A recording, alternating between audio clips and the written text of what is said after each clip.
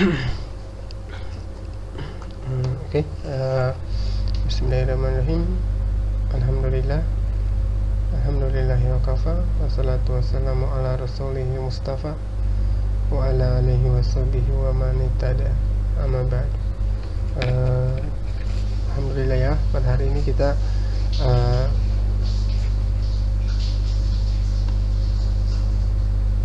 bisa bertemu lagi laksanakan perkuliahan, yaitu perkuliahan tentang kajian kurikulum SMK.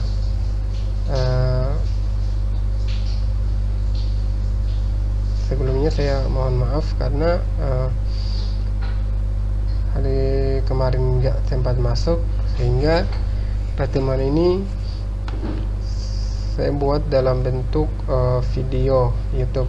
Ini penjelasan pertemuan ke-6 kalau nggak salah ya. Sehingga teman-teman yang pertemuan ke-6 ini saya buat dalam bentuk video sebagai pengganti pertemuan kita yang kemarin saya tidak masuk, seperti itu. Kemudian saya harapkan juga teman-teman sini dapat menyimak videonya, kemudian mencatat poin-poin penting yang memang perlu dicatat, sehingga teman-teman dapat mendapatkan pemahaman dan mendapatkan tentang ilmu pada kajian kurikulum ini.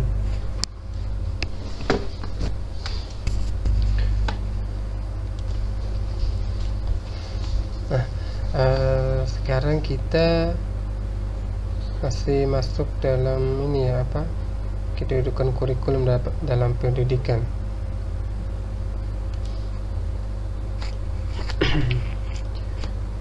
Kemudian kita sekarang masuk di poin B ya, komponen isi atau materi. Oke,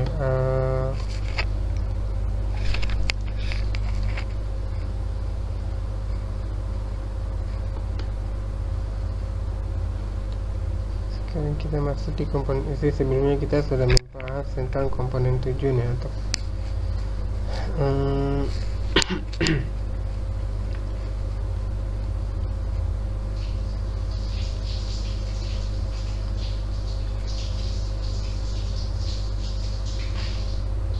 Oke, di sini ada menurut Roland C. Donald 1974 mengungkapkan beberapa kriteria pemilihan materi atau isi kurikulum sebagai berikut. Yang pertama, memiliki validitas dan signifikan bahan sebagai disiplin ilmu. Kemudian yang kedua, memiliki keseimbangan dan kedalaman materi yang terintegrasi. Tiga, memiliki kesesuaian dengan kebutuhan dan bakat serta minat siswa. Kemudian yang keempat, memiliki kekuatan daya tahan atau durability. Yang kelima, memiliki sinergi antara ide pokok atau main ideas dan konsep dasar atau basic konsep. Kemudian yang keenam, memiliki kemudahan bagi siswa untuk mempelajarinya. Dan yang ketujuh, dapat dijelaskan dengan menggunakan disiplin ilmu yang lain.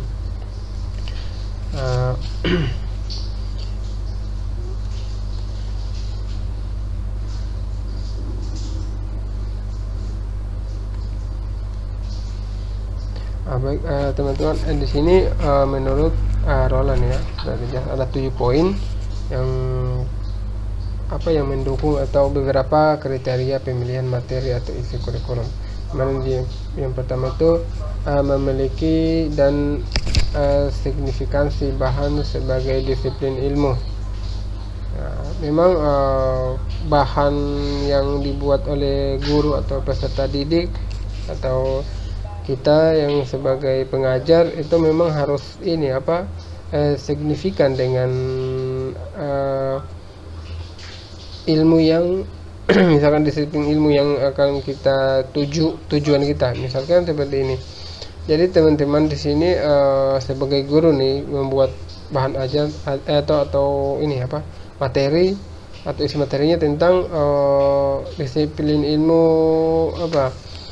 misalkan tentang pemrograman berbasis web atau pemrograman database. Jadi memang materinya itu ya harus terkait dengan pemrograman basis data atau pemrograman ya berbasis web itu, atau mungkin materinya tentang multimedia ya karena disiplin ilmunya multimedia, jadi memang materinya harus sesuai dengan materi multimedia. Sama halnya dengan pelajaran lainnya ya, baik itu pelajaran IPA berarti signifikan bahan ajarnya itu harus sesuai dengan materi, isi materinya, seperti itu. Kemudian yang kedua itu memiliki keseimbangan dan kedalaman materi yang terintegrasi. Ya, di sini juga dijelaskan memang harus mempunyai keseimbangan dan kedalaman materi yang akan kita bawakan sebagai pengajar ya. Jadi teman-teman di sini membuat materi itu harus dipikirkan memang dalam kurikulum memang materi yang kita bawakan itu harus sesuai dengan harus seimbang sesuai dengan dengan kebutuhan pasar ini, atau kebutuhan siswa, atau kebutuhan peserta didiknya.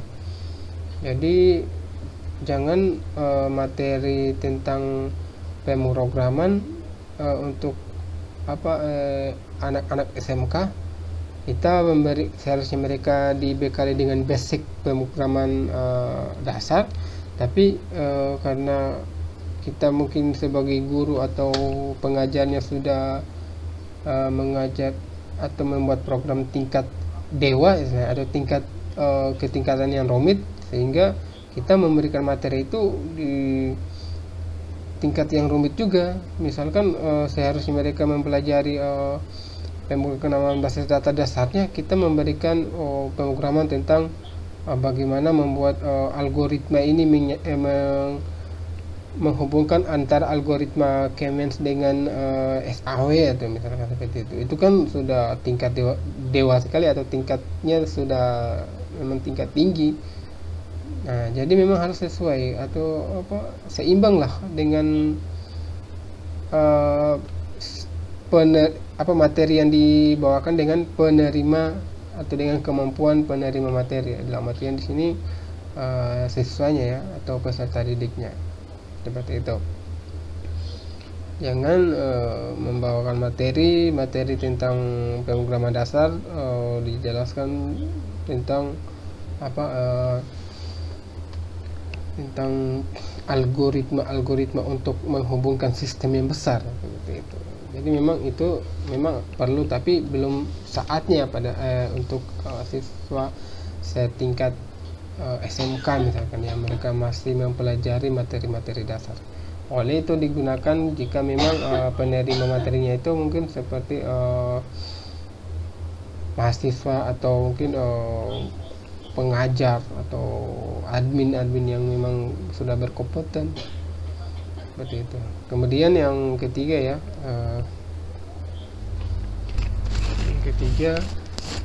itu memiliki kesesuaian dengan kebutuhan dan bakat serta minat siswa.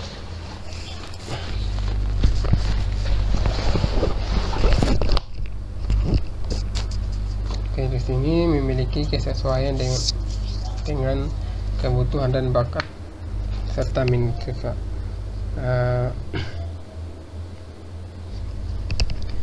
Sini memiliki kesesuaian dengan kebutuhan, harus sesuai dengan kebutuhan dan bakat siswanya. Iya, ketika kita membuat materi yang diajarkan memang harus sesuai dengan bakatnya, dan memang itu sebenarnya untuk pemilihan model atau media pembelajaran itu harus disesuaikan juga dengan bagaimana siswa mampu mendapatkan materi atau cara belajar siswanya. Jadi misalkan kita membuat materi tentang desain grafis misalkan,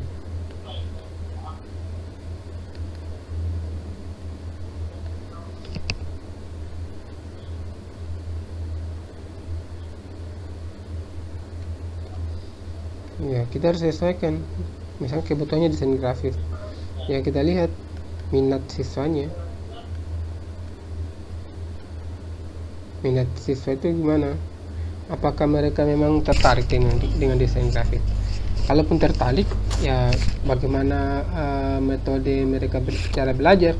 Apakah belajarnya bisa dikasih tugas saja, atau harus dijelaskan, harus dibimbing dari awal, dari nol sampai mereka memahami penuh itu tentang desain grafis? Setidaknya bisa memahami secara garis besarnya itu, atau basicnya ya. Nah, seperti itu. Memang harus disesuaikan dengan kebutuhan siswanya. Kalau memang siswanya tidak paham atau tidak tertarik dengan desain grafis, mungkin ya memang bisa harus diarahkan ke bakat yang lain ya. Misalkan dia tertariknya tentang jaringan komputer ya, berarti diarahkan ke untuk penjurusannya ya lebih ke jaringan komputer, sehingga dia bisa bakatnya itu sesuai dengan materi atau isi yang diberikan oleh guru atau peserta atau tenaga pengajarnya, seperti itu. Dan memang minat atau bakatnya ini harus nggak bisa dipaksakan. Kita lihat dari kemampuan siswanya, dia tertariknya di mana, lebih mendalami materi atau lebih ke jurusan apa, sehingga kita bisa sesuaikan dengan kemampuan siswanya. Jangan memaksakan mereka. Kita tidak jangan memaksakan siswanya untuk mengetahui ini, tapi mereka tidak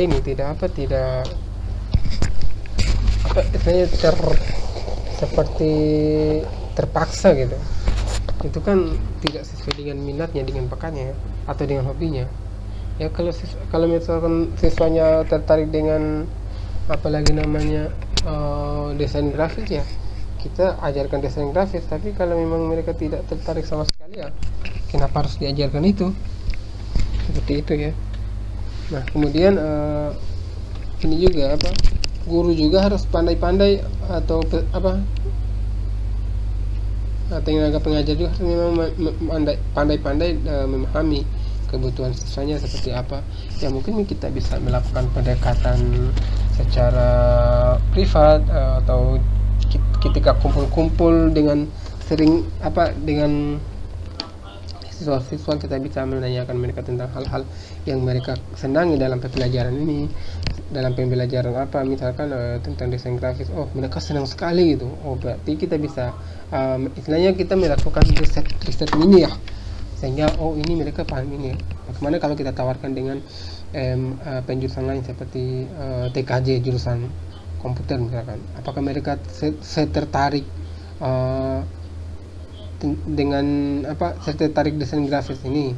Nah, kita lihat lagi, mereka ternyata lebih tertarik lagi. Berarti kita bisa juga porsikan. Berarti mereka ada ini yang lebih disenangi. Nah, kita tawarkan yang lain juga, siapa tahu yang lain atau seperti pemrograman mereka lebih tertarik lagi, atau mungkin tidak.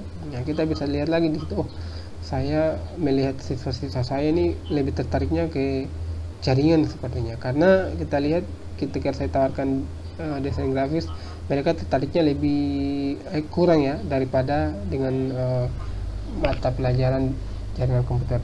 Dan saya telah ditawarkan pemrograman, mereka tidak terlalu tertarik juga, malahan mereka lebih tertarik dengan jaringan komputer. Jadi dengan begitu kan kita bisa tahu juga, di samping kita melakukan resminya begitu, kita melihat juga kompetennya di dalam pelajaran. Kita lihat mereka memang lebih memahami, lebih senang melakukan ini hubungan ini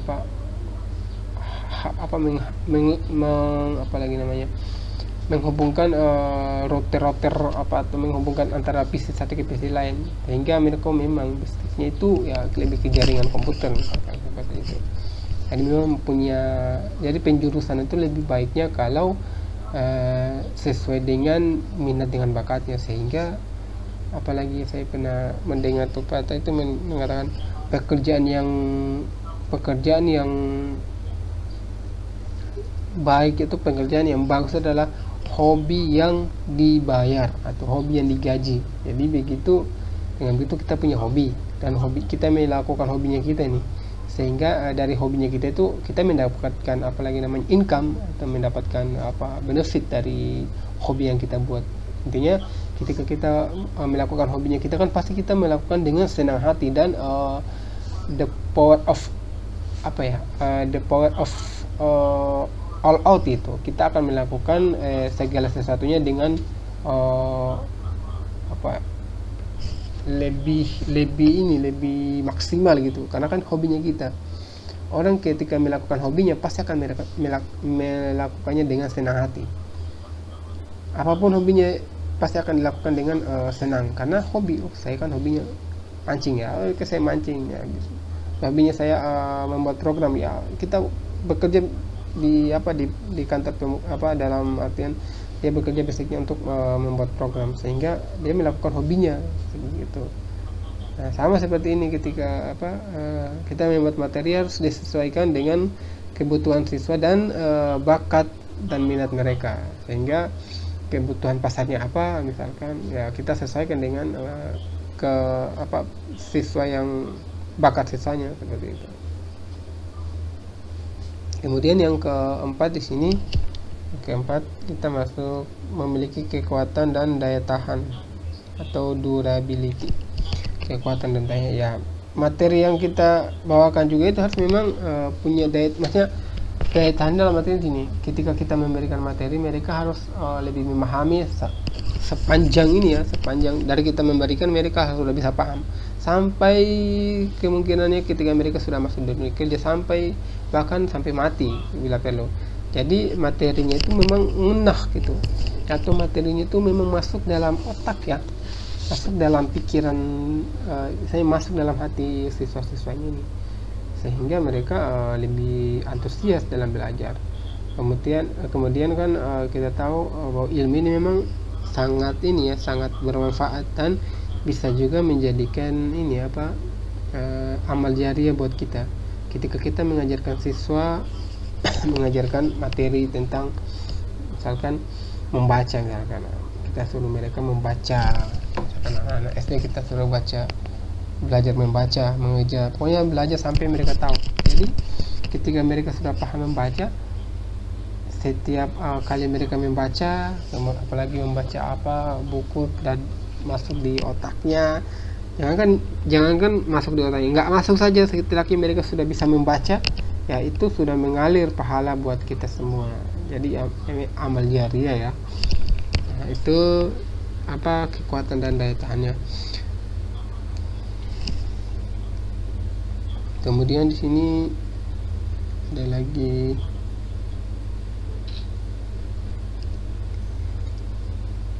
kelima, memiliki sinergitas antara ide pokok dan konsep dasar. Ya, main ide ya, atau basic concept. Jadi memang materi yang dibawakan itu menurut Ronald ini harus memiliki sinergitas ya, atau hubungan antara ide pokok dengan konsep dasarnya. Jadi kita membuat ide, misalkan idenya itu saya akan membuat idenya pembelajaran ini harus dipahami gitu dalam proses teori ataupun praktek misalkan. Jadi bagaimanapun caranya harus siswa-siswanya memahaminya seperti itu. Itu idenya. Kemudian kita buat konsepnya. Oke, konsepnya kalau pemahamannya seperti itu, jadi yang saya buat awal itu begini. Ini konsepnya itu. Nah, sehingga materi yang kita bawakan itu berhubungan ya, ada tidak miss ya antara ide dengan konsepnya. Kita buat ide ini harus kita buat konsepnya. Sama seperti contohnya seperti ini teman-teman. Ketika saya ingin membuat rumah ya, jadi ide saya itu ingin membuat rumah. Nah, misalkan rumah kos atau rumah tangga ya, rumah kos lah. Berarti ide saya membuat rumah kos. Jadi harus sinergi memang dengan konsep dasarnya. Misalkan konsepnya, oh rumah yang saya buat itu kalau karena rumah kos, konsepnya harus per kamar-kamar, jangan rumah kos terus konsepnya los kayak barak atau seperti rumah apa ya, yang rumah yang tidak ada kamarnya, malah rumah los seperti auditorium atau jadi atau kita buat seperti ruko. Jadi itu kan tidak sesuai dengan konsep dasarnya. Kalau kita membuat rumah kos ya konsepnya ya rumah mungkin dalam satu rumah itu ada banyak kamar karena kan namanya kos-kosan ya. Atau kita buat panjang dari, misalkan kita buat rumah kos dari Aimas ke Rufi panjang sampai per kamar-kamar ya. Nah itu kan gejala oh ini rumah kos-kosan. Atau kita buat satu rumah full itu penting ada disekat-sekat untuk kamar-kamar jadikan kos. Nah itu kan jelas antara ide dengan konsep dasarnya. Nah sama kalau dalam materi kajian kurikulum ini kita membuat oh idenya itu seperti ini sehingga misalkan oh anak-anak itu atau siswa-siswa harus paham tentang cara agar mereka memahami tentang kurikulum pendidikan memahami tentang mata pelajaran multimedia sampai mereka bisa mengoperasikan Photoshop dengan Corel Draw. Nah, jadi kita bisa buat oh idenya, jadi konsep dasarnya seperti ini. Mereka langkah awal itu harus memahami dulu ini tools-toolsnya. Dalam satu hari harus memahami toolsnya, kemudian hari kedua sudah langsung bekerja atau mempraktekkan, sehingga kita hanya memberikan contoh kasus sehingga mereka dapat mengikutinya. Nah begitu terus diatur sehingga mereka harus memahami dan menguasai tentang Photoshop dan Corel. Nah, seperti itu kan contoh. Nah, konsepnya dengan idenya itu cocok. Nah, kalau begitu kan enak nih kita mengajar. Oh konsepnya seperti ini, dasarnya seperti ini, sehingga kita dapat menuangkan ide itu sesuai dengan konsep yang kita buat. Seperti itu. Ketika teman-teman ingin mengajar anak SD, anak kelas 1 SD, oh mereka itu setidaknya harus memahami dulu etika yang baik sebagai anak-anak, atau mungkin dalam selama satu semester itu mereka diajarkan tentang perilaku, atau bagaimana sebelum masuk kelas itu harus berdoa dulu, bersiap, kemudian ketika duduk gurunya masuk itu mereka harus duduk, tidak boleh kelayapan atau lari-lari bermain bersama teman-temannya. Nah seperti itu. Jadi konsep dasarnya kita harus membuatnya sehingga mereka membuat tahap-tahapnya. Oh ini harus dicapai, ini harus dicapai, sehingga tujuannya itu jelas. Nah itu beda idenya ya, seperti itu. Kemudian yang ke-6 itu memiliki kemudahan bagi siswa untuk mempelajarinya. Ini juga yang penting ya. Jangan kita membuat materi kemudian siswanya tidak paham, mereka bingung dari materi yang kita buat. Apalagi bahan ajar misalkan kita membuatnya dan hanya kita sendiri yang memahaminya, itu kan tidak signifikan ya, atau tidak pas lah. Karena kan kita membuat materi itu untuk dipahami oleh siswa-siswi dalam mempelajarinya, sehingga memang harus mereka memahaminya. Jangan buat materi untuk diri sendiri atau hanya sebagai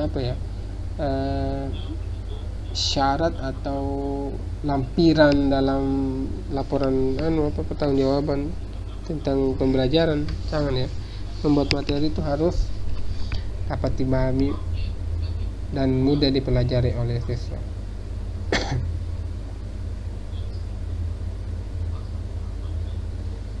Jadi memang harus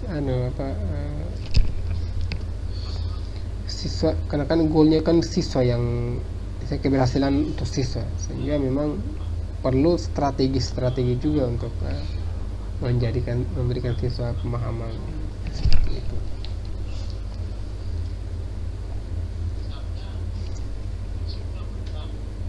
Kemudian sini dapat juga dijelaskan dengan menggunakan nomor 7 ya. Dapat dijelaskan dengan menggunakan disiplin ilmu yang lain. Disiplin ilmu yang lain itu ya misalkan seperti ini, ketika teman-teman itu kita mempunyai target, misalkan dalam misalnya seperti kita ambil contoh di SMK lah, mereka harus mempelajari menguasai ilmu teknologi, ilmu pengetahuan. Dari misalkan kita jelaskan dari disiplin ilmu lain, misalkan dari ketika masuk ke SMK itu ada pelajaran umum misalkan seperti bahasa Inggris, jadi kita mengajarkan mereka sesuai dengan target yang akan dicapai itu, baik itu secara teknis atau secara tekstual ya, seperti itu. Sehingga misalkan nih siswa-siswa itu harus menguasai tentang teknologi, sehingga dalam pelajaran bahasa Inggris tadi atau disiplin ilmu yang lain kita mengarahkan mereka untuk membahas tentang teknologi-teknologi yang harus dicapai. Baik itu kita harus memahami tentang bahasa Inggrisnya, materi itu apa, dan kebutuhan tentang materi yang dibawakan itu apa saja. Atau dalam ilmu matematikanya misalkan kita harus membuat mengarahkan juga mereka, ketika nanti kalian sudah menguasai teknologi, yang harus dipelajari itu dalam ilmu matematika seperti ini. Pokoknya hubungannya dengan disiplin ilmu yang akan yang mereka tekuni atau mereka minati, seperti itu. Misalkan ya kita ambil contoh lain lagi, ketika siswa-siswa ingin memahami tentang pemrograman, ya misalkan kalau yang jurusan bahasa Inggris itu masuk, ya diajarkan tentang bahasa Inggris yang ada di pemrograman web itu apa saja, sehingga mereka lebih memahaminya, seperti itu. Atau kalau kita misalkan pelajaran agama yang masuk nih, kan nggak ada hubungannya dengan pemrograman web misalkan ya, atau di disiplin ilmu tentang database misalkan. Kita juga bingung tuh ini apa hubungannya materi saya dengan pelajaran agama dengan disiplin ilmu tentang dunia komputer. Ya kita bisa hubungkan, bisa saja, harus memang pandai-pandai menghubungkan. Misalkan dalam berkomunikasi menggunakan media teknologi harus bijak, harus sesuai dengan kaidah, dengan aturan-aturan fikihnya ya, atau aturan-aturan yang sudah ditetapkan oleh pemerintah. Jadi harus mematuhi aturan-aturan itu, karena kemungkinan besarnya aturan pemerintah itu adalah demi kebaikannya juga untuk masyarakat Indonesia, seperti itu. Sehingga dalam memahami materinya kita selalu menghubungkan materi yang kita ajarkan dengan tujuan yang akan dicapai. Kita harus selalu selaraskan, sehingga siswa-siswa itu dapat mengetahui ini ternyata tujuannya kita mempelajari itu tentang ini, sehingga kita lebih fokus ke sini, seperti itu.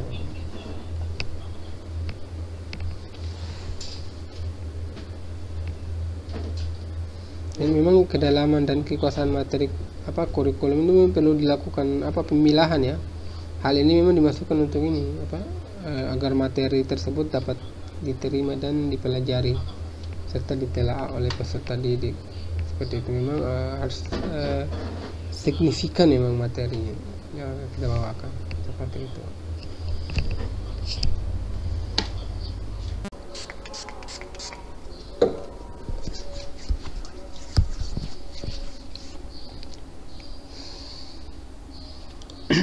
Oke, berikutnya di sini menurut S. Nasution ya, pemilahan bahan kurikulum tersebut dapat dilakukan dengan cara sebagai berikut. Dimana yang pertama berdasarkan kronologis sesuai dengan kejadian dan peristiwa. Jadi penentuan dan penetapan bahan yang akan dipilih serta ruang lingkup materi kurikulum yang akan digunakan tidak terlepas dari rumusan tujuan yang diinginkan ya. Misalkan ketika kita merancang kurikulum seperti itu, materi yang disajikan tentunya bermuara pada pencapaian tujuan pendidikan itu. Bermuara pada pencapaian tujuan pendidikan itu.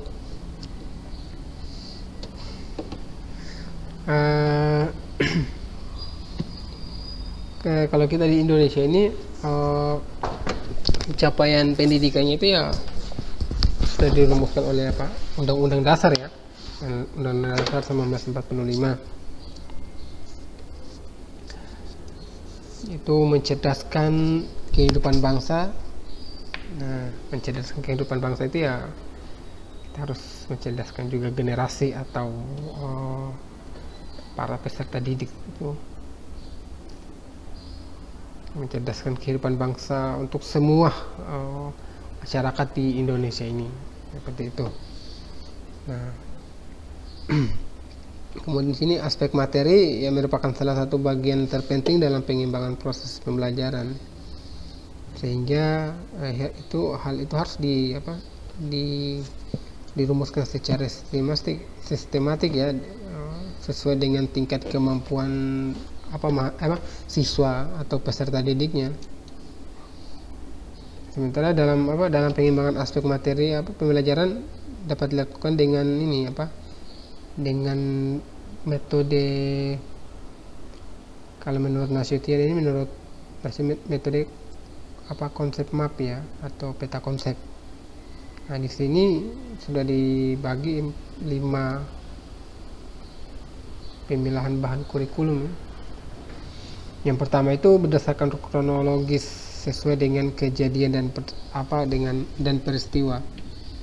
Kemudian yang kedua berdasarkan logis yang diterima secara logis.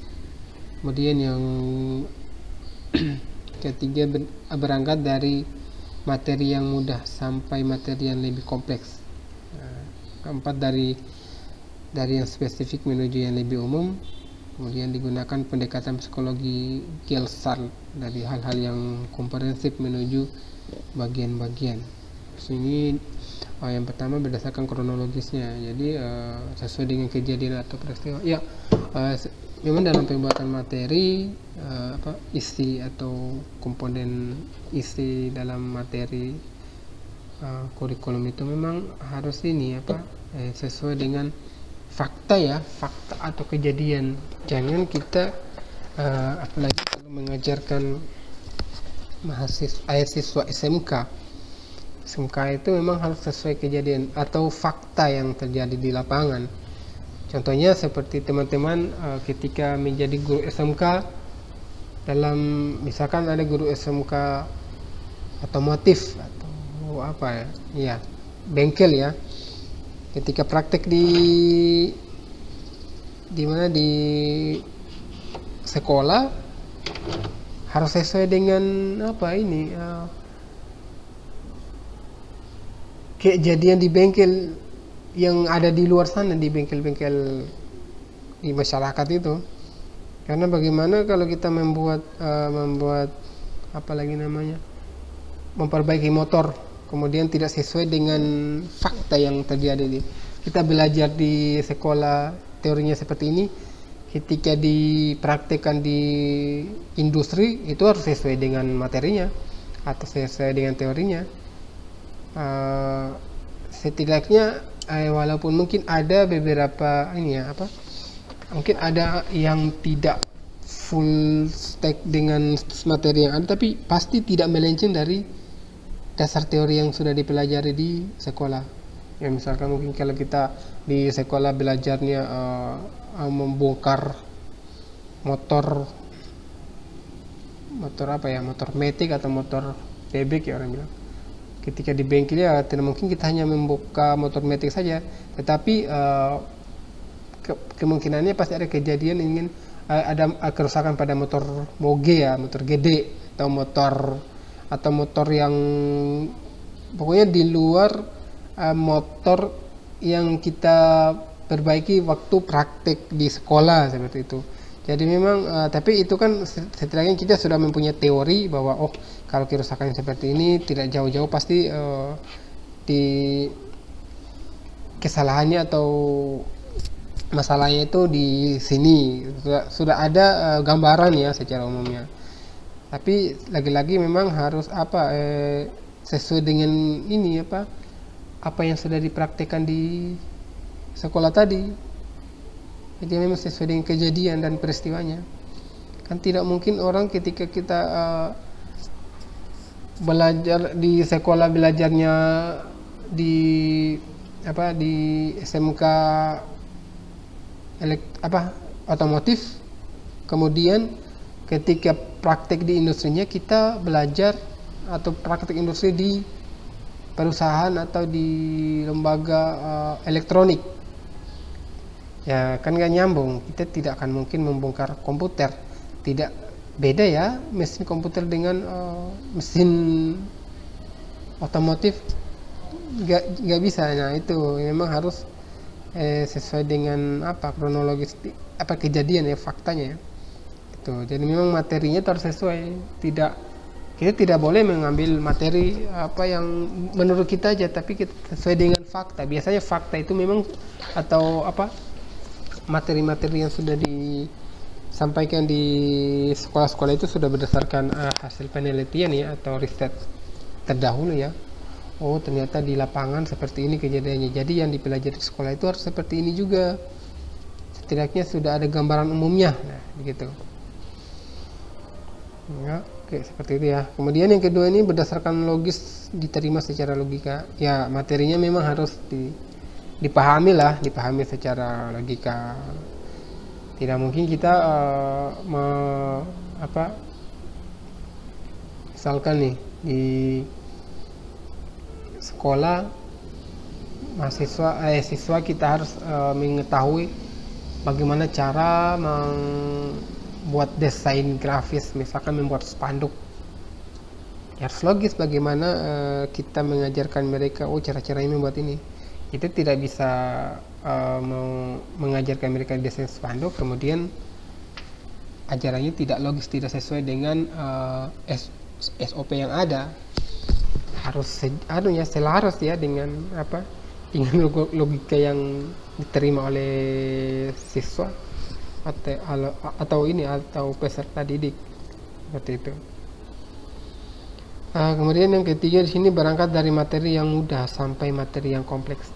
Biasanya kalau untuk poin yang ketiga ini, poin yang ketiga ini berangkat dari materi yang mudah sampai ke yang lebih kompleks. Nah untuk yang mudah ini ya biasanya kalau di mata pelajaran desain grafis misalkan ya, kita untuk awal kan biasanya diajarkan dulu basic. Nah kemudian dari basicnya dilatih terus, diberikan tugas atau studi kasus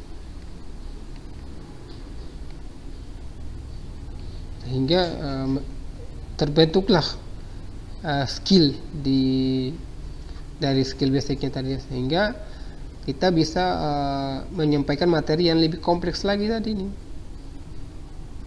Misalkan cara menampilkan gambar 3D gitu, dengan Photoshop ya, lebih kompleks lagi kan. Harus ini yang perlu disiapkan. Belajar dari basic tadi atau dasarnya sehingga kompleksnya ini dapat bisa dipahami. Jadi materinya itu memang harus bertahap. Ketika teman-teman membuat materi kurikulum materi dalam kurikulum itu memang harus mudah ya, dan bertahap. Dimana dari basicnya diperkuat dulu, karena kalau ini tidak kuat mustahil ya ini bisa lebih mudah dipahami, pasti akan lebih sulit dipahami kalau ini basicnya belum dapat. Sama seperti teman-teman mungkin di kampus sudah diajarkan bahasa pemrograman ya, entah itu pemrograman apa, baik itu C++, Java atau Borland atau apapun itu. Setidaknya itu adalah basic buat teman-teman untuk melangkah membuat program yang lebih kompleks lagi, yang lebih rumit lagi ya istilahnya. Kalau yang lebih agak ini ya, biasanya kalau saya sebutnya lebih menantang, bukan lebih susah sih. Jangan merasa semuanya itu susah, karena kalau kita dalam beranggapan ini sulit angel lagi, orang iso dikerjakan ya nggak bisa. Jangan berpikir seperti itu. Rubah mindset kita atau rubah pola pikir kita menjadi ini cukup menantang ya, jadi memang harus punya waktu atau lebih ekstra lagi untuk menekuni materi ini atau menekuni bahasa pemrograman ini, sehingga saya bisa lebih matang lagi dalam menyelesaikan studi kasus seperti ini. Seperti itu ya. Oke. Kemudian di sini yang keempat, dari yang spesifik menuju yang lebih umum. Nah, bisa juga lebih umum. Ini materinya spesifik lebih umum.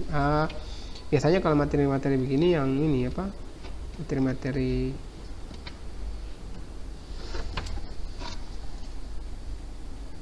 Materi-materi umum ya, seperti apa ya? Misalkan pelajaran matematika. Jadi kita kan suruh belajar 1 tambah 1, 2 tambah 2, 1 kali 1, 5 kali 5, 4 bagi 2, perkalian pembagian, itu kan kita sudah pahami tuh ya. Jadi bagaimana kita arahkan ke misalkan mata pelajaran tentang logika, sudah bisa ke studi kasusnya lebih umum. Studi kasus ini bagaimana cara menghubungkannya dengan materi atau teori yang sudah dipelajari sebelumnya, seperti itu. Oke. Kemudian ini nomor 5, digunakan pendekatan psikologi Gelsat dari hal yang komprehensif menuju bagian-bagian. Ini juga sama ya, seperti poin 1 dengan poin 3 dengan 4 tadi. Oke. Ya, berikutnya kita masuk. Ternyata di sini masih komponen isi, teman-teman ya. Ya, di sini masih komponen isi, masih lanjut dengan masih dalam kedudukan kurikulum dalam pendidikan di subbab komponen isi. Berikutnya, menurut Hisyam Zaini dan kakak ya, Zaini ini 2022 ternyata. Kalau 2019-2020 ini sama dengan nama teman saya satu kelas saya ketika kuliah. Oke, itu sekedar iklan. Menurut saya ini peta konsep adalah alternatif untuk mengorganisasi materi dalam bentuk peta atau gambar secara holistik dan interrelasi dan komprehensif ya. Ya. Jadi memang pengorganisasian mata pelajaran yang dimaksud itu sebagai ini persiapan pembelajaran. Ya, selain itu peta konsep juga dapat digunakan sebagai cara untuk membangun struktur pengetahuan guru. Misalkan dalam perencanaan ini pembelajarannya, atau dalam dalam merencanakan bahan ajarnya, atau memang jadi peta konsep ini salah satu ini teknik yang digunakan yang digunakan dalam pendidikan, seperti itu. Ini menurut saya ini. Kita lihat berikutnya ya. Nah, peta konsepnya. Ini peta konsepnya. Peta konsep merupakan salah satu pengembangan materi bahan ajar yang mempunyai karakteristik atau ciri-ciri sebagai berikut. Yang pertama, hanya memiliki konsep-konsep atau ide-ide pokok sentral, mayor atau utama. Nah, di sini kita memiliki konsep ya atau ide-ide. Jadi setidaknya awalnya itu peta konsepnya kita membuat ide dulu. Idenya seperti apa dalam kurikulum itu? Oke, konsepnya seperti apa misalnya? Ya, seperti yang saya jelaskan di awal tadi, kalau kita membuat ide atau konsep lah. Ketika saya ingin membuat kurikulum tentang SMK ini kejuruan, dalam arti dia mata pelajarannya lebih spesifik lagi, mungkin dia di jurusan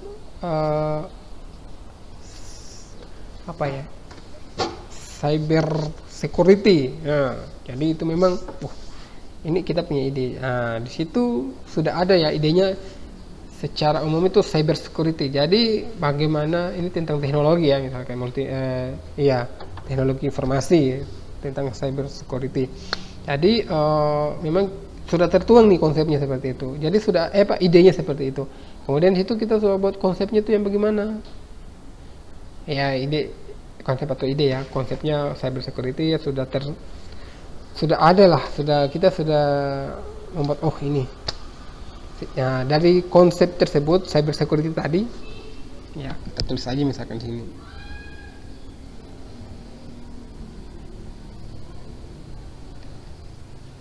Oke, ini biasanya ini tentang hacker ini biasanya. Nah, dari situ kita sudah mulai konsep nih, ada konsepnya, idenya ini. Kemudian kita membuat lagi, nah dalam konsepnya ini kita sudah membuat ada isi konsepnya apa, misalkan tujuannya itu apa, oh ingin tujuan dan konsep yang kita buat itu seperti apa, oh siswanya atau pelajarnya bisa menghack misalkan, oke, hacker ya, email atau akun lah, itu mungkin di tingkat paling bawah ya, belum di tingkat hack yang atas. Nah, kemudian hack apa lagi, atau bisa menghack FB atau sosmed. Oke, kita akan aja tujuannya dua ini. Jadi memang kalau sudah ditujukan, oh goal akhirnya itu konsepnya seperti ini, mereka harus memahami ini, bisa menghacker email orang, bisa menghacker sosmed orang, atau ini kita anggap aja membuat kurikulum ya, contohnya seperti ini. Nah, kita lanjut yang kedua. Di sini memiliki hubungan yang mengaitkan antara satu konsep dengan konsep yang lain. Nah, kita hubungkan, oh dalam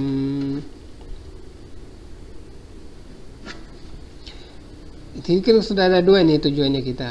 Misalkan ini kan pasti terhubung, oh hacker ya, nah, berarti pasti kan ada kesamaan ya dalam konsep yang hacker email dengan hacker sosmed ya, kemungkinannya pasti ada kemiripan dalam teori dalam penggunaan atau secara teknisnya ya, seperti itu. Nah, yang ketiga memiliki label yang membunyikan arti hubungan yang mengaitkan antara konsep.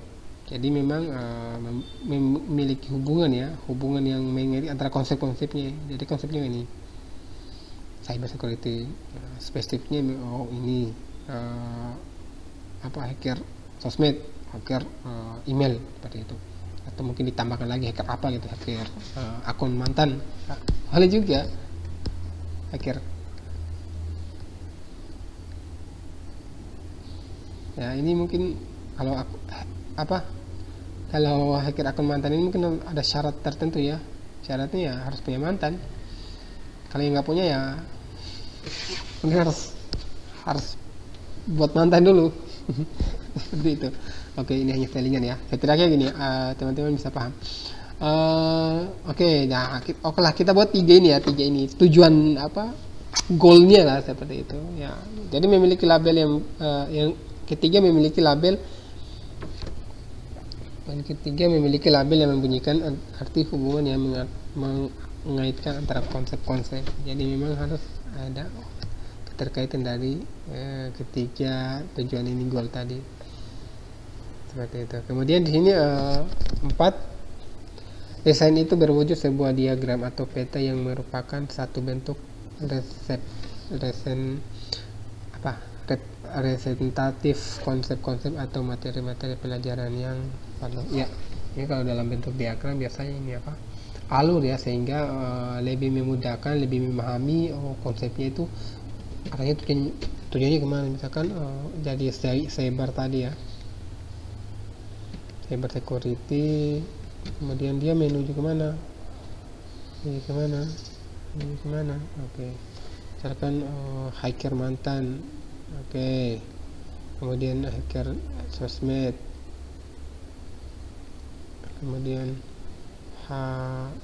email. Nah, di sini juga kita harus membuat konsepnya, lebih spesifiknya ke mana materinya.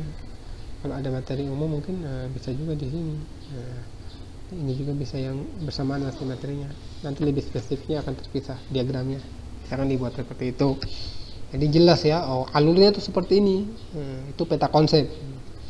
Sama seperti teman-teman kita yang membuat peta rumah, harus jelas. Peta jalan ya, atau desa, atau alamat rumah. Kalau dari kampus menuju jalan terong itu memang harus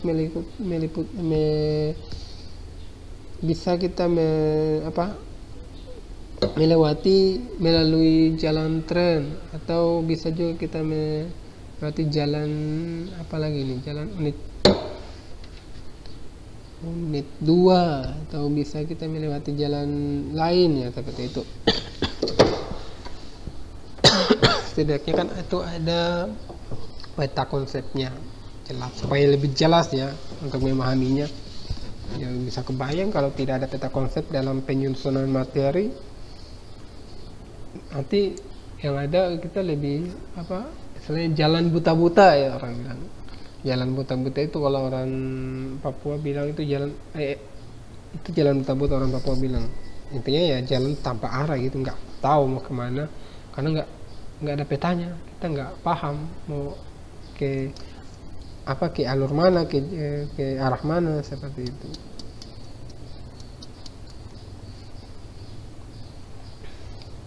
Oke, next ya, lanjut ya.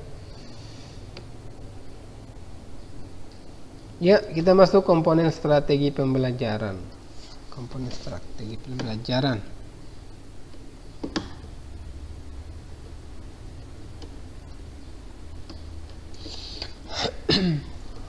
Komponen strategi pembelajaran. Jadi strategi pembelajaran mempunyai kedudukan yang strategis dalam kajian studi kurikulum. Nah, menetapkan strategi itu adalah langkah ketiga ya, setelah tujuan dan isi tadi ya. Iya, komponen tujuan, komponen isi, kemudian ketiga komponen strategi pembelajaran ya. Jadi strategi atau komponen strategi pembelajaran yang tepat itu memang akan mempermudah mengantarkan kita ke mengantarkan pencapaian tujuan tadi, yang pencapaian tujuan awal tuh, yang poin pertama, poin A. Nah, memang salah satu cara ini dalam menyampaikan materi atau metode ya, kita bisa mengatakan ini bisa juga metodenya.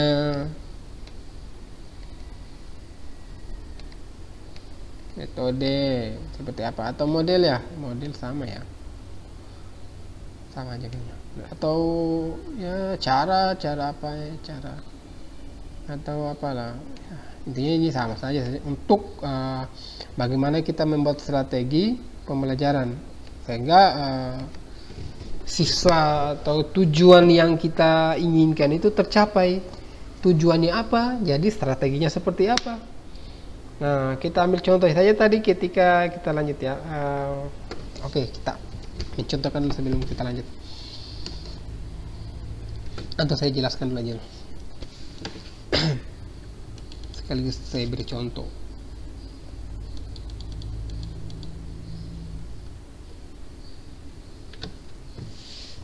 Jadi kalau dengan strategi pembelajaran ini memang sebenarnya lebih memudahkan kita memudahkan kita pengajar atau guru ya. Dalam arti di sini teman-teman ketika nanti sudah menjadi guru, memudahkan kita dalam dalam misalkan dalam proses pembelajaran seperti itu. Ketika misalkan kita membuat dalam kelas itu suasananya lebih kondusif, lebih hidup, lebih gembira lah, atau lebih menyenangkan seperti yang dikatakan Pak Rektor di sini. Kita bersenang-senang ya, jangan mindsetnya belajar itu sulit atau kuliah itu nggak mudah, enggak. Kita harus bersenang-senang sehingga mindsetnya kita senang, dan apa yang kita lakukan juga nyaman, senang juga ya. Nah, memang dalam komponen strategi ini banyak orang bilang ini strategi ya, metode pembelajarannya atau model pembelajarannya, itu cara pembelajaran seperti apa, itu sama saja. Intinya dalam strategi pembelajaran itu merupakan taktik atau siasat lah yang misalkan yang digunakan guru atau peserta didik dalam melaksanakan kurikulum secara sistematik. atau apa sistemik ya, ya biasanya dalam kalau kalau ya misalkan ini apa siasat lah, biasanya orang siasat atau apa ya, taktik ya. Nah ini biasanya yang disebut siasat atau taktik lah. Nah ini sama-sama saja sih caranya dengan ini tuh.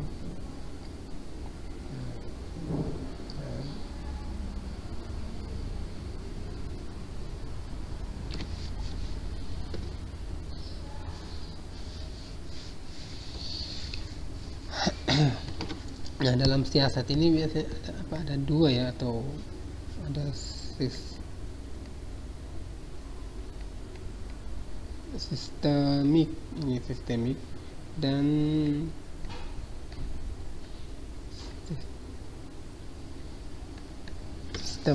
sistematik ya, sistemik dan sistematik ya. Kalau sistemik itu ini dia mengandung arti adanya ini yang saling keterkaitan antara komponen kurikulum ya, komponen kurikulum tadi kemarin sudah dibahas juga. Jadi ada keterkaitan antara komponen-komponennya sehingga ini terorganisasi secara terpadu ya dalam untuk mencapai tujuannya tadi itu. Tujuan kurikulum itu seperti apa? Jadi saling berkaitan ya antara komponen-komponennya. Sedangkan ini sistematik ini itu langkah-langkah yang dilakukan pengajar atau guru yang untuk intinya untuk mencapai tujuan juga tadi, komponen tujuannya.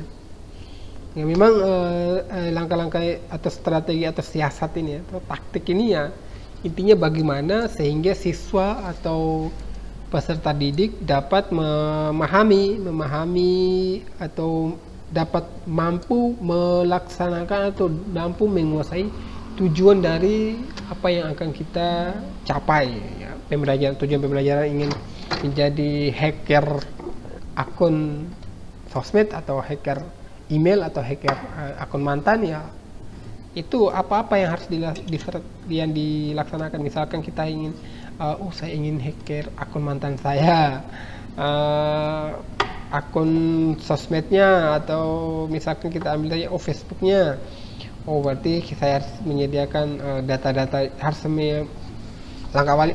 Saya akan sudah tahu ini data-data mantan saya tentang ini semua, tanggal lahirnya, nama lengkapnya, alamatnya di mana, kemudian nomor handphonenya apa segala macam. Nah, itu sudah modal ya biasanya kalau yang digunakan hacker. Kemudian apalagi saya harus mengetahui alamat emailnya apa sehingga saya bisa meretas emailnya, sehingga saya bisa login untuk masuk ke Facebooknya. Nah, sehingga saya bisa mengotak-atik akun Facebooknya. Nah, seperti itu. Jadi memang punya taktik atau cara ya untuk mengajarkan siswa, untuk mengajarkan peserta didik dalam mencapai tujuannya. Bisa jadi ketika ya tadi hanya sebagai contoh ya, kalau misalkan tas akun mantan, soalnya kalau hal-hal yang begini tapi teman-teman lebih sensitif, lebih peka ya untuk menanggapi daripada saya mencontohkan ya hal yang lain. Kalau begini kan biasanya orang ngantuk-ngantuk biasanya ngelek nih, mantan itu apa ya? Atau mungkin contoh-contoh yang lain yang bisa membuat teman-teman lebih memahami ya. Intinya bisa juga contoh ini bisa juga dibawakan ke hal yang lain seperti itu.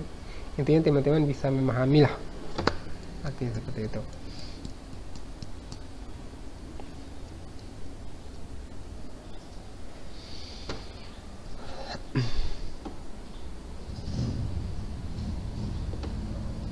Oke, ini ya itu tadi penjelasannya untuk komponen. Oke, tapi lebih jelasnya kita lihat penjelasan berikut.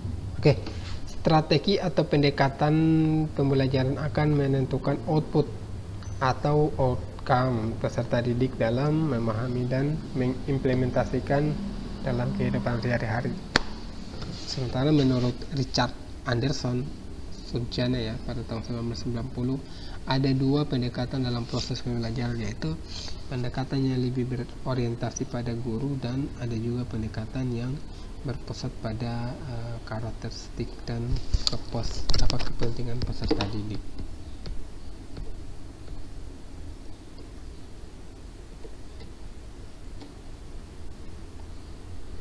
Nah, pendapat lain itu menurut Mas Yalas ya, dalam sarjana juga dalam proses pembelajaran ada dua perkara, yaitu ekspositori dan pendekatan inquiry. Nah, ini agak mirip sih, karena kan si Mas Yalas ini mengambil dari Sujana, sementara ini adalah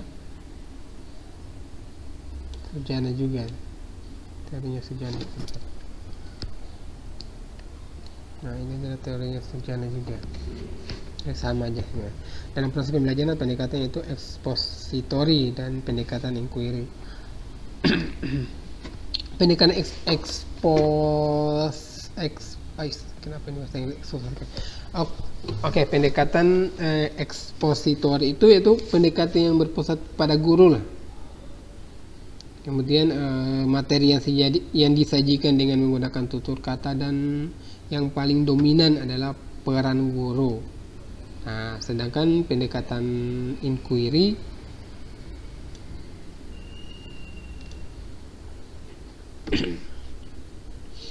ya berorientasi pada kepentingan siswa. Jadi kalau yang ini guru,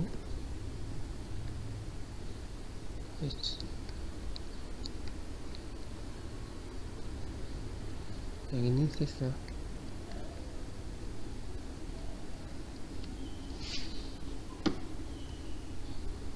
Ya, materi yang disajikan dalam bentuk pencapaian dan peserta didik menemukan masalah tersebut melalui sumber-sumber yang tersedia. Nah, kalau peran guru dalam dalam pendekatan inquiry ini sebagai mediator ya, atau fasilitator, atau sebagai penghubung lah dalam ini membantu peserta didik dalam memecahkan masalahnya. Nah, kalau ini kan lebih ke gurunya bagaimana keaktifan gurunya, bagaimana kita bahas ekspositori ini, bagaimana keaktifan gurunya, bagaimana gurunya memahamkan materi atau komponen tujuan kepada siswa atau kepada peserta didiknya. Itu lebih ke ekspositori. Jadi gurunya yang lebih berperan. Jadi siswa itu ya terima dan terima. Walaupun mungkin dalam ada metode yang digabungkan pada pendekatan ini ya, kira-kira memang lebih aktifnya ke guru sih kalau pendekatan ekspositori ini. Nah, mungkin ini ada juga dalam, kita pasti akan menemukan beberapa studi kasus ya, atau beberapa persoalan dalam kurikulum, dalam beberapa persoalan dalam sekolah itu mungkin akan berbeda-beda ketika di sekolah tersebut. Mungkin tidak dominan kalau yang digunakan adalah pendekatan ekspositori ya, bisa saja, karena kalau kita menggunakan pendekatan ekspositori itu gurunya terus yang aktif. Nah, bagaimana kalau di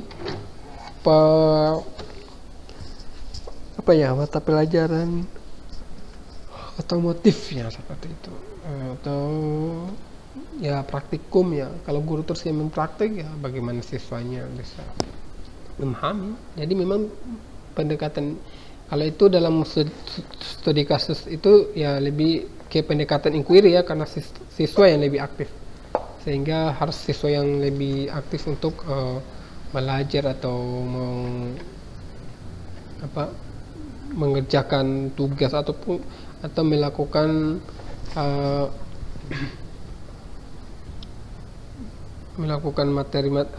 mempelajari materi-materi yang ada, yang sudah disampaikan oleh guru. Dan ini sifatnya ini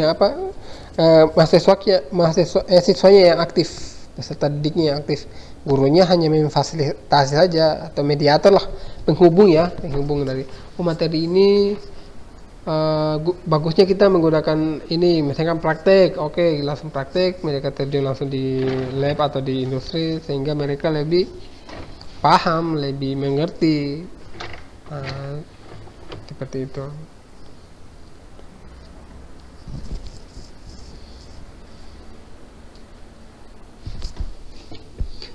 Oke, seperti itu ya, saya pikir tuh. Kemudian kita lanjut lagi.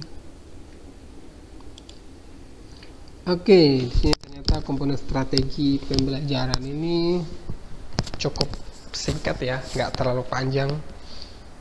Tapi untuk lebih jelasnya nanti saya akan bagikan ini referensinya ya, sehingga teman-teman bisa lebih mendalami materi yang saya jelaskan ini. Ada juga di situ. Sebenarnya kalau misalkan teman-teman bisa membaca dari awal sampai akhir itu buku yang saya referensi yang sudah ada itu tidak perlu lagi sih saya jelaskan. Tapi ini untuk sebagai salah satu kewajiban saya juga sih untuk mengajar, menjelaskan juga, sehingga memang ada perlu poin-poin penting yang saya anggap itu perlu sehingga saya harus jelaskan. Nah, ini juga dalam komponen strategi ini memang masih banyak juga sih ada lagi menurut pendapat beberapa ahli, tapi ini saya sudah sortir dan memang yang layak dan yang perlu yang diambil ini karena yang lain juga sudah mirip sama ya ininya tentang teorinya. Oke, di sini kita masuk dalam komponen evaluasi.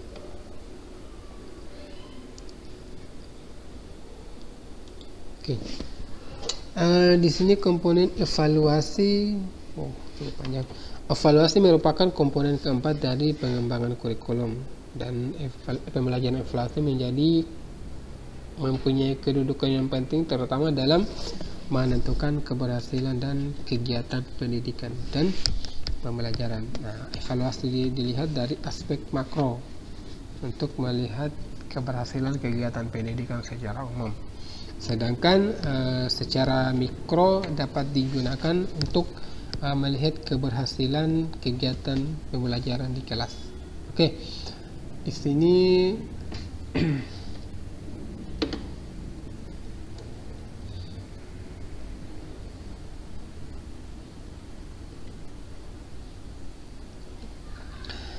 evaluasi dapat menentukan ini ya, ketercapaian tujuan, kesesuaian materi, ketepatan menggunakan strategi, pendekatan yang digunakan seperti apa, tekniknya bagaimana, model dan metode yang digunakan itu bagaimana. Nah, jadi hasil dari kegiatan evaluasi ini dapat dijadikan sebagai ini feedback ya, atau umpan balik lah untuk mengadakan perbaikan, kemudian disempurnakan dalam pengembangan komponen kurikulumnya. Ya, pada akhirnya hasil evaluasi ini dapat berperan sebagai masukan bagi pengambil atau penentu kebijakan atau pengambil keputusan, khususnya di bagian kurikulumnya. Kemudian juga pendidikan pada umumnya juga dapat dijadikan evaluasinya, ya baik dari para pengembang kurikulum atau para pemegang kebijakan pendidikan ya, maupun para pelaksana kurikulum, misalkan seperti guru, kepala sekolah dan sebagainya ya. Oke, ini ya yang dimaksud yang kita bahas tadi yang di bawah. Oke, komponen evaluasi ya, memang betul kalau dari penjelasannya ini perlu memang adanya evaluasi ya. Kalau tidak ada evaluasi ya, bagaimana mungkin kita bisa mengkoreksi, atau bagaimana mungkin kita bisa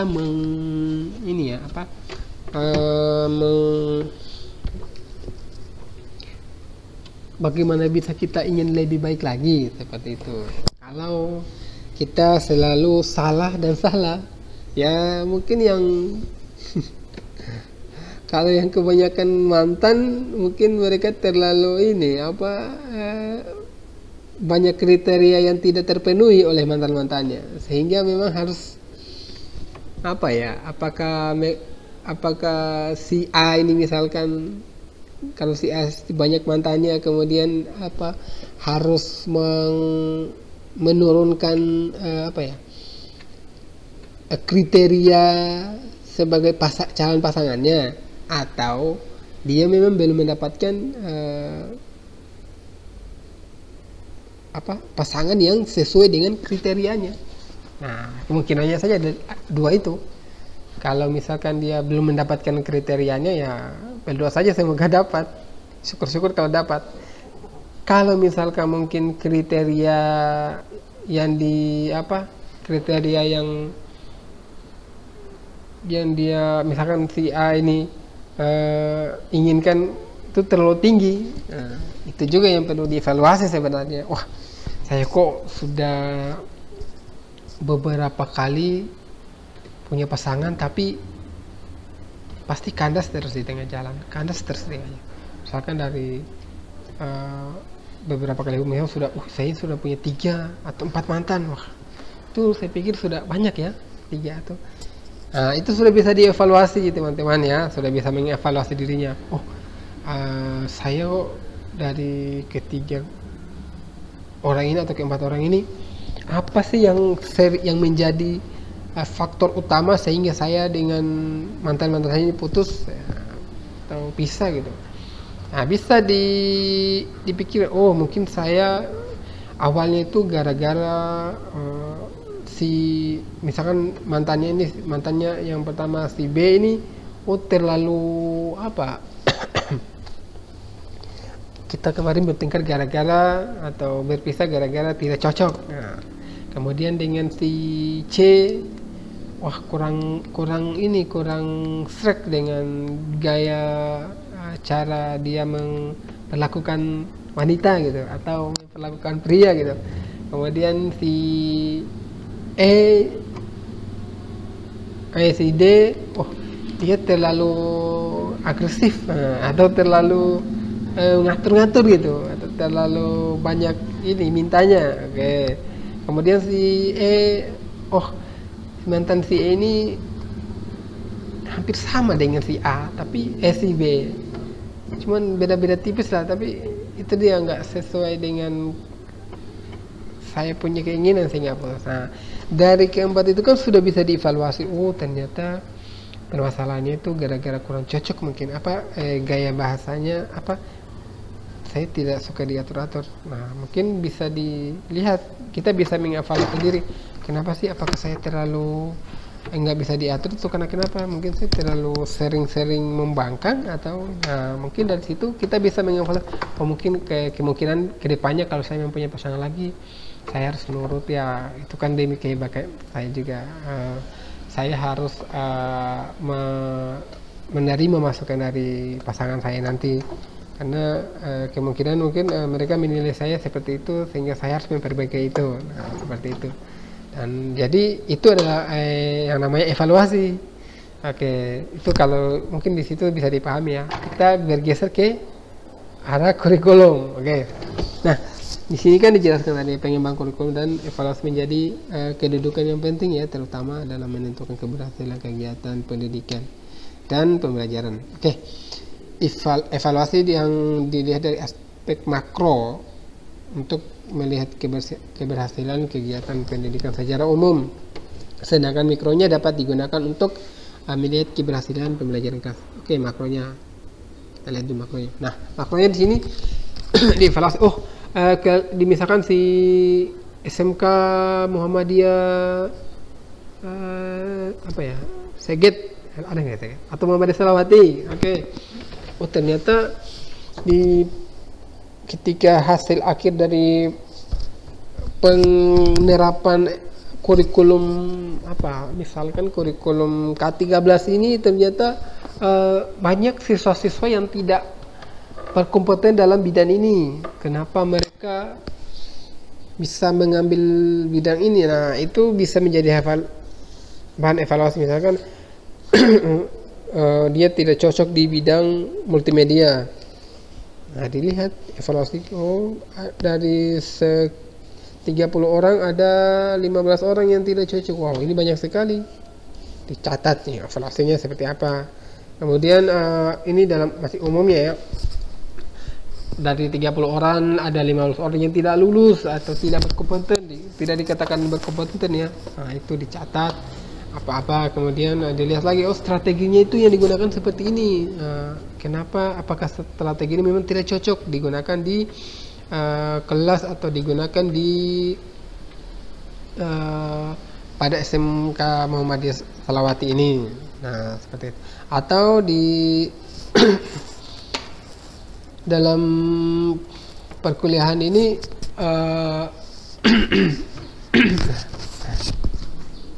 misalkan modelnya, pendekatannya yang digunakan guru itu gak baik ya, atau karena dilihat hasilnya itu siswa masih banyak yang tidak ahli dalam bidang ini. Nah, lagi-lagi memang sebenarnya dalam evaluasi kebanyakan akan kita lihat dari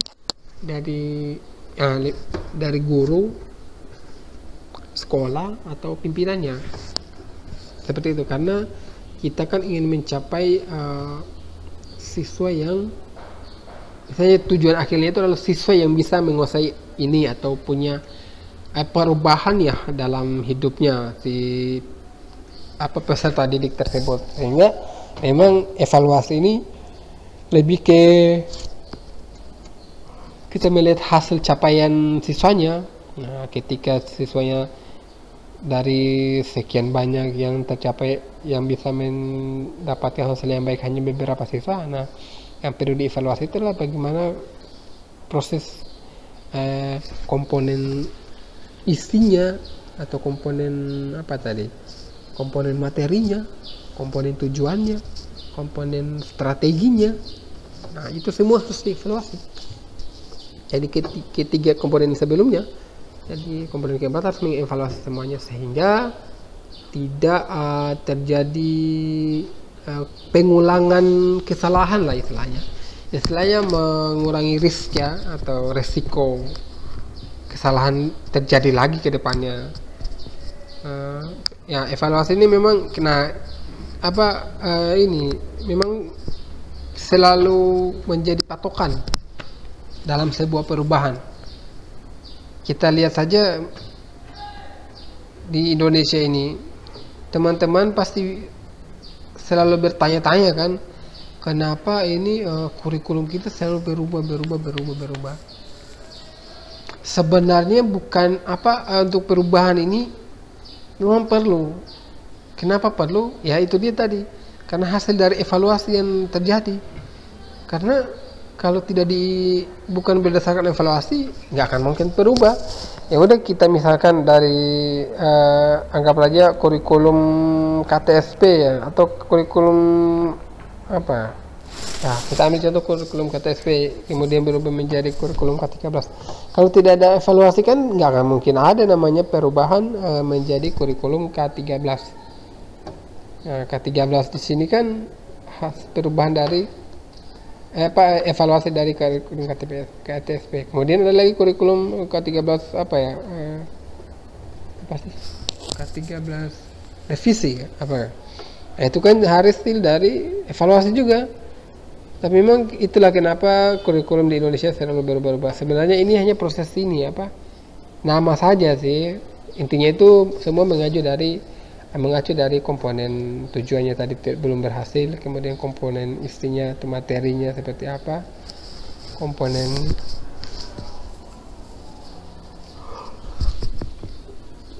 strateginya belum tercapai. Nah, sehingga memang perlu ada evaluasi. Nah, kalau untuk KTSP kurikulum K13 atau kurikulum apalagi itu kan nama saja berubah, sehingga untuk lebih memudahkan kita untuk mengingat. Kalau misalkan kita bisa saja kan membuat kurikulum K13.1, oke, diganti, kemudian ada perubahan lagi K13.2, bisa saja kan K13.3. Bagaimana sekarang sudah berapa kali perubahan kurikulum?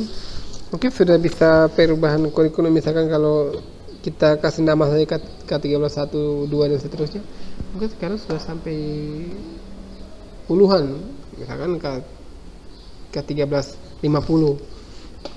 nanti kita akan kebingungan ketika menerjemahkan atau mengevaluasi. Oh, pada evaluasi tentang strategi pembelajaran ini itu pada kurikulum K13 15 misalkan, K13 13 misalkan. Oh, itu juga lumayan repot juga ya untuk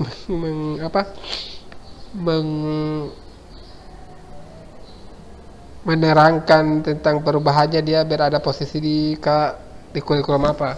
Nah, kalau dengan kita beri nama seperti ini kan kurikulum KTSP, perubahannya ini misalkan komponen atau indikatornya atau strateginya. Nah, di kurikulum 13 yang dirubah itu kemudian dievaluasi itu sehingga ada diganti dengan metode ini ya, seperti itu.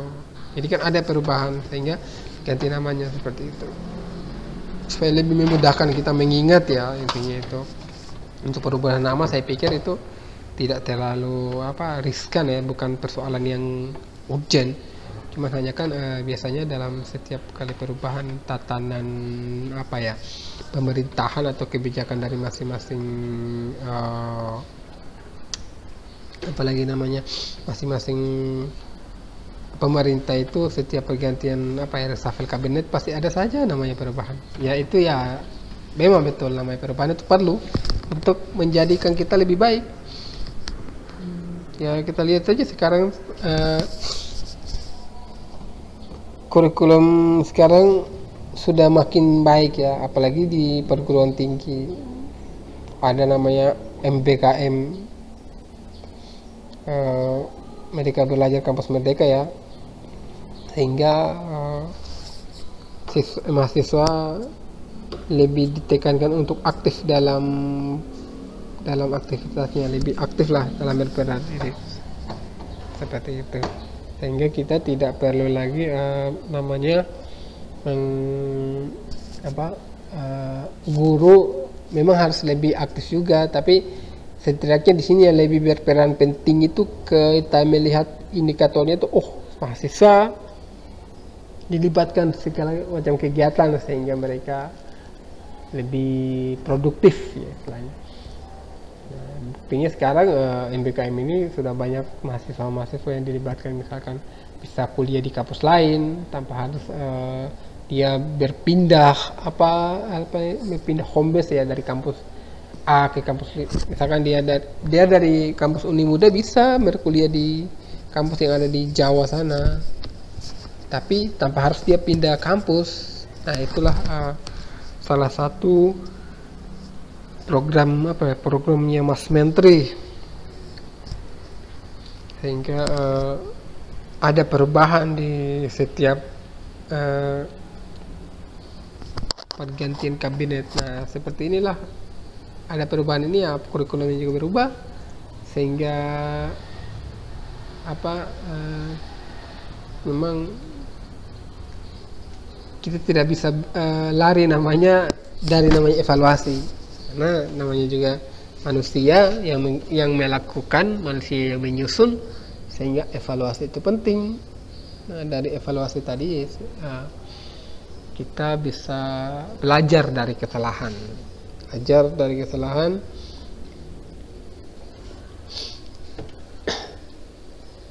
kemudian memperbaiki diri.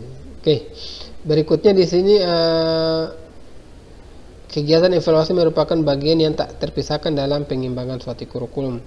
Pada level makro, evaluasi dapat dilakukan terhadap perencanaan, pelaksanaan kegiatan pendidikan, termasuk kebijakan yang berkaitan dengan pendidikan. Nah, sementara secara mikro, evaluasi ini diterapkan dalam kegiatan pembelajaran untuk melihat perubahan perilaku peserta didik, baik menyangkut kemampuan pengetahuan maupun sikap serta keterampilannya.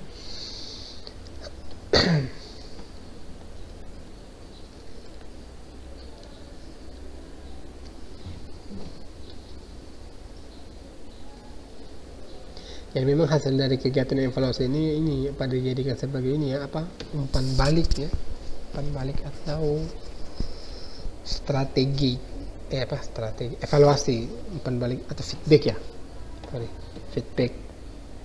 ya feedback untuk ini, untuk mengadakan perbaikan.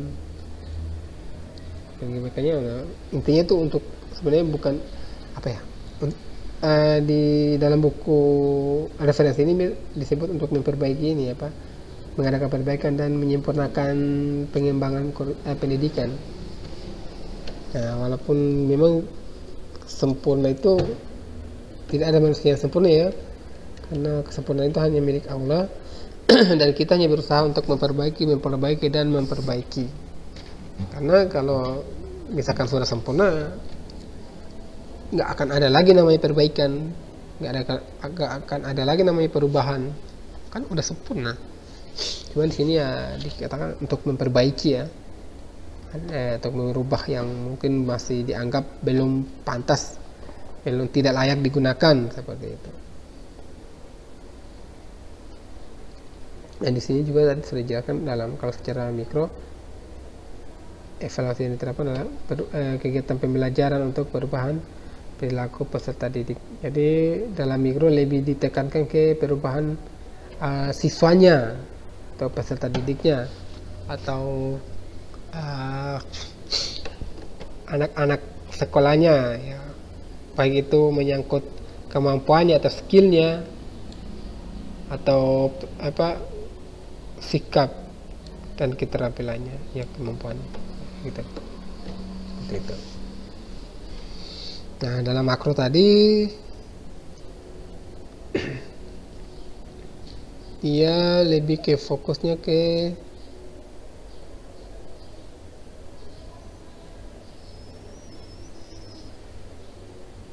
dia lebih fokus ke sekolahnya, karena ini mereka yang merencanakan, kemudian mereka yang melaksanakan kebijakan. Nah, ini berkaitan dengan pendidikan, lebih ditekankan ke sekolahnya. Jadi memang ada dua evaluasi ya, makro dengan mikro. Makronya lebih ke guru-gurunya, dilihat guru-gurunya ternyata masuk sekolah datang jam 8 pulang jam 9, bagaimana siswanya bisa ada perubahan, gurunya malas-malas. Kemudian ada juga gurunya datang masuk kemudian kasihnya untuk catatan untuk belajar, kemudian gurunya dia sibuk dengan hal-hal lain di dalam kelas, walaupun masuk tapi nggak produktif seperti itu kalau hanya siswanya yang aktif gitu. Atau gurunya tidak ada feedback dari gurunya, atau tidak memediasi gitu, hanya memberi catatan yang untuk dicatat kemudian selesai, itu kan nggak efektif juga. Atau gurunya mungkin terlalu banyak kelas sehingga dia tidak mampu menghandle siswa-siswanya. Nah, itu juga bisa jadikan bahan evaluasi. Pokoknya intinya dalam evaluasi ini, evaluasi makro ini kita lihat dalam masing-masing sekolah ya, akan berbeda-beda juga. Pokoknya punya persoalan yang berbeda-beda lah, yang kompleks seperti itu.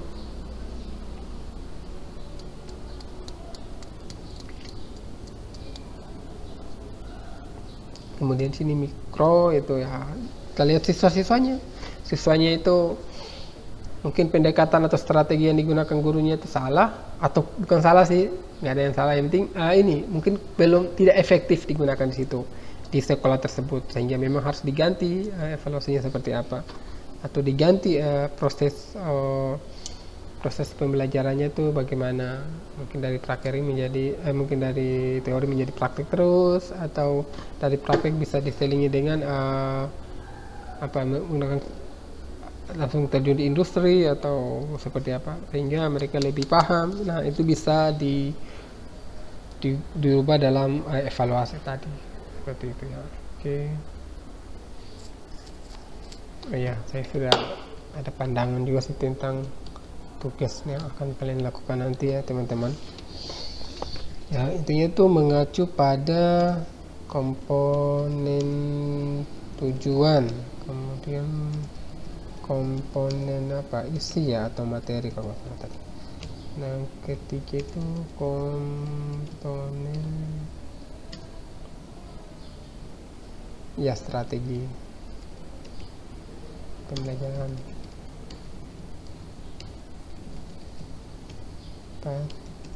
Komponen ya, falas Oke, ini ya komponen evaluasi, betul. Jadi kemungkinan teman-teman, saya kasih pandangan dulu tentang tugasnya nanti ya. Tugas teman-teman akan terjun di sekolah ya, masing-masing kelompok itu pasti akan berbeda-beda sekolahnya, bisa memilih kelas apa yang mau di observasi kurikulumnya, misalkan kelas multimedia ya.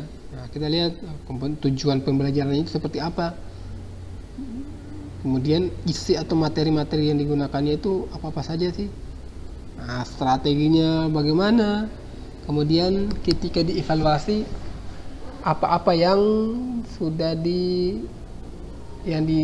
ada perubahan apa dari hasil evaluasi tersebut. Ya, seperti itu ya. Itu gambaran umum tentang tugas yang akan digunakan nanti. Oh ya, kemudian untuk daftar hadirnya, saya minta untuk masing-masing ketua kelas agar menghubungi WA saya, kemudian saya kirimkan link daftar hadirnya. Seperti itu ya.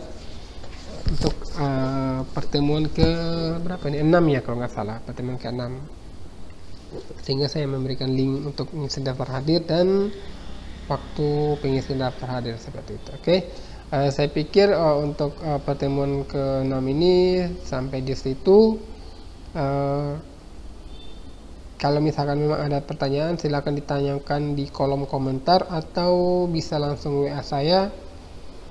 Dan saya akhiri dengan ucapan billahi fisabil haq fastabiqul khairat. Assalamualaikum warahmatullahi wabarakatuh.